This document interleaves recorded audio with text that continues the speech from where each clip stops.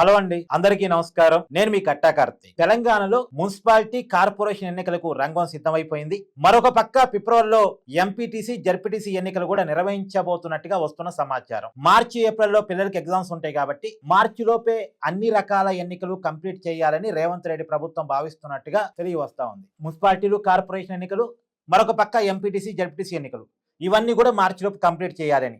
ఒక్క జిహెచ్ఎంసీ పరిధి ఎన్నికలు తప్ప. జిహెచ్ఎంసీ పరిధిలో 3 భాగాలుగా చేశారు కదా, ఆ ఎన్నికలు మాత్రం మేలో లేదా జూన్ లో ఉండేటువంటి అవకాశం కనపడతా ఉంది. అంటే పిల్లలకి ఎగ్జామ్స్ అన్ని కంప్లీట్ అయిపోయిన తర్వాత వాటి ఎన్నికలు ఉండేటువంటి అవకాశం కనపడతా ఉంది.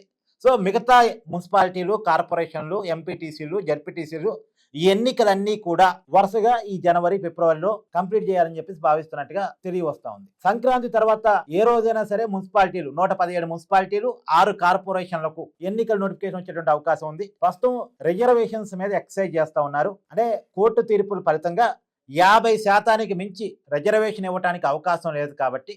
కానీ కాంగ్రెస్ పార్టీ ఏమో బీసీలకు 42% రిజర్వేషన్ లోకల్ బాడీలో కల్పిస్తామని హామీ ఇచ్చారు వాళ్ళు ఎన్నికల సమయంలో. కానీ ప్రాక్టికల్ గా అది వర్కౌట్ కావట్లేదు. ప్రాక్టికల్ గా వర్కౌట్ కావాలి అంటే బీసీలకు ఇవ్వాల్సినటువంటి 42% రిజర్వేషన్లని మిగతా రిజర్వేషన్స్ తో కలిపి, అంటే 50% పైగా మించుతున్నటువంటి అన్ని రకాల రిజర్వేషన్స్ ని రాజ్యాంగంలోని 9 షెడ్యూల్లో పార్లమెంట్ ద్వారా ఆమోదించి చేరిస్తేనే సాధ్యం. కానీ కేంద్రం దానికి ఒప్పుకునేటువంటి పరిస్థితిలో లేదు. అంటే ఇక్కడ ఉన్నటువంటి కాంగ్రెస్ పార్టీ ఇచ్చిన హామీని బీజేపీ ఎందుకు పార్లమెంట్ లో నెరవేర్చింది? అది వాళ్ళ పొలిటికల్ లైన్ వాళ్ళది. సో అంతిమంగా అది సాధ్యమైనటువంటి పని కాకుండా పోయింది. దానివల్ల ఏ మేరకు మున్సిపాలిటీలో, కార్పొరేషన్ లో బీసీలకు రిజర్వేషన్ ఇవ్వగలం? సో మున్సిపాలిటీలో, కార్పొరేషన్ లో కొద్దిగా ఎస్సీ ఎస్టీలు తక్కువే ఉంటారు కాబట్టి వీళ్ళంత ఎక్కువగా బీసీలకు రిజర్వేషన్ ఇచ్చి ఇవ్వలేకపోతున్నటువంటి మిగతా రిజర్వేషన్లు, అంటే 42% ఇంకా మిగిలిపోయినటువంటి రిజర్వేషన్ ఏదైతే ఉందో ఇవ్వగలిగినంతేమో అఫీషియల్ గా చట్ట ప్రకారం ఇచ్చి, ఇవ్వలేకపోయినటువంటి మిగతా రిజర్వేషన్ ని బీసీలకి టికెట్లకి పార్టీ తరపున ఇవ్వడం ద్వారా, పార్టీ తరపున బీసీలకు ప్రయారిటీ ఇవ్వడం ద్వారా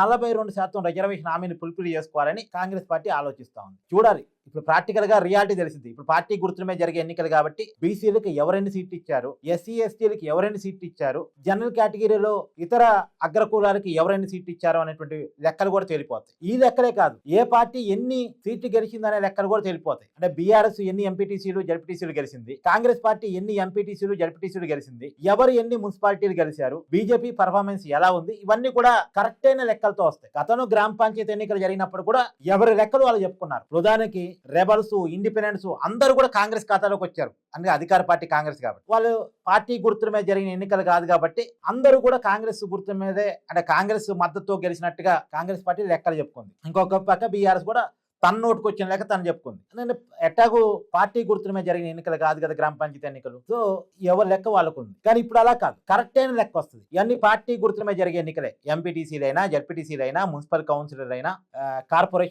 కార్పొరేటర్లైనా, ఇవన్నీ కూడా పార్టీ గుర్తుల మీద జరిగే ఎన్నికలే కాబట్టి సరైనటువంటి లెక్క వస్తుంది. ఇప్పుడు ఎవరి పర్ఫార్మెన్స్ ఎలా ఉంది అనేటువంటిది తెలియవస్తుంది. నిజానికి గ్రామీణ తెలంగాణలో కాంగ్రెస్ పార్టీకి మెజార్టీ రావాలి. అధికారం గ్రామీణ తెలంగాణ ద్వారానే వచ్చింది. ఒక జిహెచ్ఎంసీ అర్బన్ ప్రాంతంలో తప్ప మిగతా చోట్ల అసెంబ్లీ ఎన్నికల్లో కాంగ్రెస్ పార్టీ తన పర్ఫార్మెన్స్ చూపించుకుంది. జిల్లాలో కాంగ్రెస్ పార్టీ మంచిగా చూపించుకుంది. ఒక ఉమ్మడి ఆదిలాబాదు, నిజామాబాదు ఆ జిల్లాలోనే బీజేపీ తన పర్ఫార్మెన్స్ చూపించుకుంది. కోరు తెలంగాణలో కూడా కాంగ్రెస్ పార్టీ మొన్న అసెంబ్లీ ఎన్నికల్లో తన పర్ఫార్మెన్స్ చూపించుకుంది. పార్లమెంట్ ఎన్నికల్లో కూడా బీఆర్ఎస్ సత్తా చాటలేకపోయింది. బీజేపీకి కాంగ్రెస్ మధ్య పార్లమెంట్ ఎన్నికల్లో ఫైట్ నడిచింది. ఇప్పుడు కానీ గ్రామ పంచాయతీ ఎన్నికల్లో ఎంతో కొంత బీఆర్ఎస్ పార్టీ తన పర్ఫార్మెన్స్ చూపించుకుంది, ఉనికిని చూపించుకుంది. నిజానికి గ్రామీణ తెలంగాణ అధికార కాంగ్రెస్ వన్ సైడ్ గా ఉండాలి.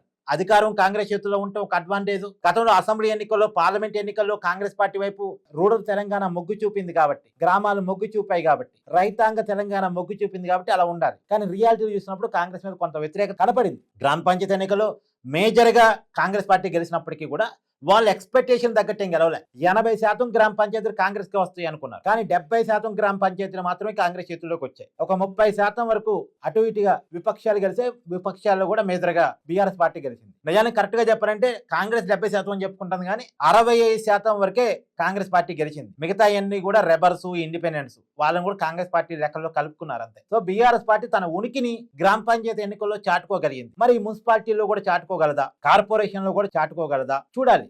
ఎంపీటీసీ, జడ్పీటీసీలో కూడా బీఆర్ఎస్ తన పర్ఫార్మెన్స్ చూపించుకుంటుందా? కొన్ని జిల్లాల్లో బీఆర్ఎస్ పర్ఫార్మెన్స్ గ్రామ పంచాయతీ ఎన్నికల్లో చాలా బాగుంది. ఉదాహరణకు మెదక్ జిల్లా, మళ్ళీ ఆదిలాబాద్ జిల్లాలో బీజేపీ పర్ఫార్మెన్స్ బాగుంది. అట్లా ఇప్పుడు ఇవన్నీ పార్టీ గుర్తుల మీద జరిగే ఎన్నికలు కాబట్టి రియల్ పర్ఫార్మెన్స్ బయటకు వస్తుంది. చూడాలి ఏ పార్టీ వైపు జనం మొగ్గు చూపుతారు. మేజర్ గ్రామ పంచాయతీ ఎన్నికలు చూస్తే మాత్రం fight between Congress versus BRS. BJP nominal position. BJP ఇంకా రాష్ట్ర వ్యాప్తంగా ఏమి ఎదగలేదు, కానీ అర్బన్ ప్రాంతాల్లో మాకు కొంత బలం ఉందని చెప్పుకుంటా ఉంటుంది బీజేపీ. మరి ఏ మేరకు బలం ఉంది అనేటువంటిది చూడాలి. ఏదేమైనా ఈ సంవత్సరం 2026 సంవత్సరం, అందులో మిడిల్ ఆఫ్ ది ఇయర్. 2028లో ఎన్నికలు, అసెంబ్లీ ఎన్నికలు. కాబట్టి 2026 మిడిల్ ఆఫ్ ది ఇయర్ కింద లెక్కేసుకోవాలి. కాబట్టి అధికారం వచ్చి 2 సంవత్సరాలు కాంగ్రెస్ పార్టీ. 2 సంవత్సరాల తర్వాత జరుగుతున్న ఎన్నికలు సహజంగా అధికార పార్టీకి లోకల్ ఎన్నికలు ఎప్పుడు అడ్వాంటేజ్ గానే ఉంటాయి. ఆ అడ్వాంటేజ్ తీసుకొని ఏ మేరకు తన పర్ఫార్మెన్స్ చూపించుకోగలిగింది అనేటువంటిది చూడాలి. బీఆర్ఎస్ తన ఉనికిని ఏ మేరకు చాటుకోగలిగింది, ఏదో మెజార్టీ గెలిచిద్దని కాదు, ఏ మేరకు బీఆర్ఎస్ తన ఉనికిని చాటుకోగలిగింది అని చూడాలి. అంటే బీఆర్ఎస్ తన ఉనికిని చాటుకుంది అంటే మేజర్ గా ఒక 30% పైన బీఆర్ఎస్ కి సీట్లు వచ్చాయి అంటే బీఆర్ఎస్ రికవరీ అవుతుంది అన్నట్టు లెక్క. కాంగ్రెస్ ప్రభుత్వం మీద వ్యతిరేకత పెరుగుతుంది అన్నట్టు లెక్క. మరి చూడాలి. ఏదైనా అన్ని పార్టీల భవిష్యత్తు ఈ జూన్ జూలై లోపు తెలిసిపోయేటువంటి అవకాశం ఉంది. జూన్ జూలై అంటే నేను జిహెచ్ఎంసీ ఎన్నికలు కూడా కలిపి చెప్తున్నా. ఈ మార్చి ఏప్రిల్లోనే ఈ గ్రామీణ Telangana, rural Telangana, even though జిల్లాల్లో ఉన్నటువంటి అర్బన్ ప్రాంతాలు, మున్సిపాలిటీలు, కార్పొరేషన్లు, వీటన్నిటిలో కూడా పార్టీల భవిష్యత్తు బయటపడబోతా ఉంది. మీ అభిప్రాయాన్ని కూడా కామెంట్ రూపంలో తెలియజేయండి. కొత్తగా ఛానల్ చూస్తున్న వాళ్ళు సబ్స్క్రైబ్ చేయండి. అలానే ఈ వీడియో ఎక్కువ మందిలో వెళ్ళడం కోసం లైక్ చేయండి, షేర్ చేయండి.